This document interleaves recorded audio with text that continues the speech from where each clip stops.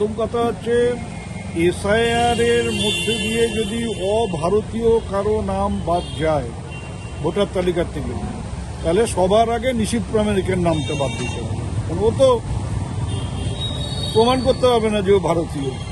এখনো বাংলাদেশিরা ও মন্ত্রী হলে পরে ওখানে উচ্ছ্বাস প্রকাশ করে যে আমাদের গ্রামের ছেলে ভারতবর্ষের কেন্দ্রীয় সরকারের মন্ত্রী হয়েছে। সবার আগে ওর নামটা বাদ দিতে হবে। আর গীতালদা, ওকড়াবাড়ি, সুকারুকুটি কে মিনি পাকিস্তান বলে সেখানকার মানুষকেও অসম্মান করল। এইসব জায়গায় হিন্দু মুসলিম সব সম্প্রদায়ের মানুষ বাস করে। হয়তো মুসলিমের সংখ্যা বেশি, কিন্তু প্রচুর হিন্দুও এই এলাকাগুলোতে বাস করে। ওকে এই অধিকার কে দিল যে এদেরকে এইভাবে অসম্মান করা? যে মুসলিমরা এক জায়গায় থাকলেই সেটা মিনি পাকিস্তান হয়ে গেল। এরা নিজেদেরকে নিশীথ প্রামাণিকের চাইতে কম ভারতীয় বলে মনে করে। এরা নিশীথ প্রামাণিকের চাইতেও দেশপ্রেমী বেশি। আর যে গীতালদার কথা বলছে যে গীতালদা মিনি পাকিস্তান, সেই গীতালদার আবু আল আজাদ ছিল ওর হচ্ছে ডান হাত।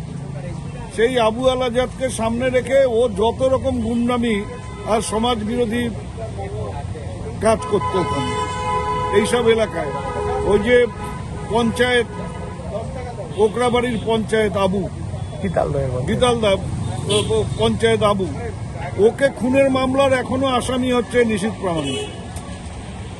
সেখানে কে কার কার নাম ছিল বের করলেই বোঝা যাবে যে মিনি পাকিস্তানে নিশীথ প্রামাণিক গিয়ে কি করতো। যার ওর কথা অনুযায়ী যেটা মিনি পাকিস্তান, সেখানে গিয়ে নিশীথ প্রামাণিক কি কার্যকলাপ করত সেটা এগুলো পুরনো মামলাগুলো ঘাটলেই বোঝা যাবে। ওর কথার কোনো উত্তর দেওয়ার মানে হয় না। তবু ও দিতে হলো যে যেহেতু ভোটার তালিকার থেকে নাম বাদ দেওয়ার প্রসঙ্গ তুলেছে, সবার আগে ওর নামটা বাদ দিক, দিয়ে তারপরে যেন 3 লক্ষ লোকের নামের কথা বলে।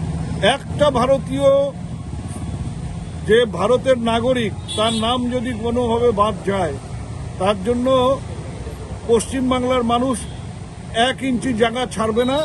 এবং কেউ যদি অন্যায়ভাবে কোনো ভারতীয়র নাম ভোটার তালিকার থেকে বাদ দেয়, তার সাথে পথে দেখা হবে, রাস্তায় দেখা হবে।